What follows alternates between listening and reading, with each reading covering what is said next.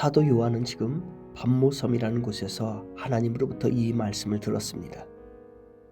사도 요한이 지금 pat모섬에 가 있는 것은 복음을 전하다가 붙잡혀서 유배당하고 있는 것입니다. 사도 요한은 백성, 나라, 방언, 임금들에게 복음을 전하다가 핍박을 받은 것입니다. 전설에 의하면 대적자들이 사도 요한을 독살시키려고 했으나 하나님께서 살려주셨다고 합니다. 또한 사도 요한을 죽이려고 끓는 목욕탕에 던졌다고 합니다. 하지만 사도 요한은 그 속에서도 살아났습니다. 아무리 죽이려고 해도 죽지가 않아서 pat모섬으로 유배를 보낸 것입니다. 그런데 하나님께서 사도 요한에게 지금 뭐라고 명령하십니까? 다시 예언하여야 하리라. 즉 자기를 핍박했던 그곳으로, 그 사람들에게로 다시 가라고 명령하십니다. 왜 하나님은 이런 모진 명령을 하실까요?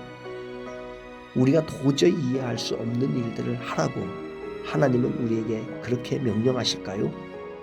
우리가 도저히 감당할 수 없는 일들을 하라고 명령하실까요? 그 이유는 잃어버린 영혼들을 다시 찾으시기 위해서입니다.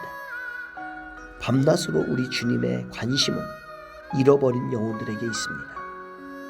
우리 주님은 99마리의 양을 버려두고 한 마리 길을 잃은 양을 찾아 나서는 분이십니다.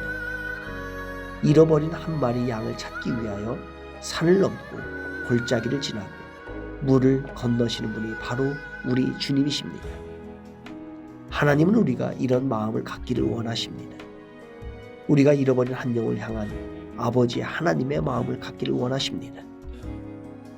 더 나아가서 우리 자신들의 후회 없는 삶을 살라고 다시 가라고 명령하십니다. 우리 모두는 죽음 앞에 서게 될 것입니다.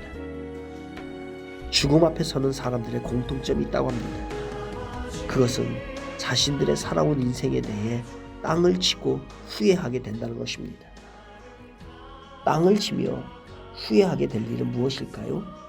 그것은 우리가 사랑하지 못한 것입니다. 하나님을 뜨겁게 사랑하지 못한 것을 땅을 치며 후회한다는 것입니다.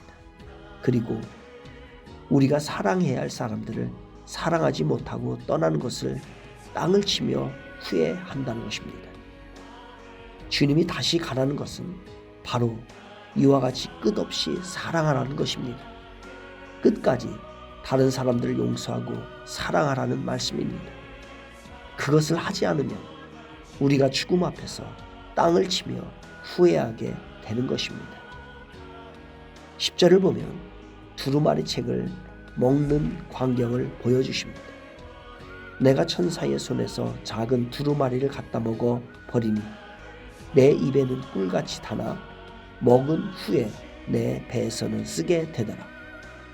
주님은 다시 가라고 하시기 전에 요한에게 말씀의 책을 건네시고 먹게 하십니다. 그것을 먹었더니 이상한 현상이 벌어집니다. 그 책이 입에는 타나 배에는 쓰게 됩니다. 쓴맛과 단맛이 모두 느껴집니다. 우리가 말씀을 따라 살아가는 것은 여간 어려운 것이 아닙니다. 쓴맛이지요. 하지만 말씀을 따라 살아간 결과는 꿀송이처럼 달다는 것입니다. 만약 우리가 말씀을 따라 살려고 할 때 그저 우리 앞에 쓴맛만 있으면 못 갈 것입니다. 쓴맛이 있겠지만 그것을 넉넉히 극복할 수 있는 단맛을 경험하게 하실 것입니다. 단맛 때문에 쓴맛을 이기게 하실 것입니다. 달고나가 쓰고나를 이기게 하십니다. 달고나 인생이 되는 것입니다. 쓴 고통을 먹고 나면 달콤한 인생이 되어집니다. 쓰고나 인생 뒤에는 달고나 인생이 기다리고 있습니다.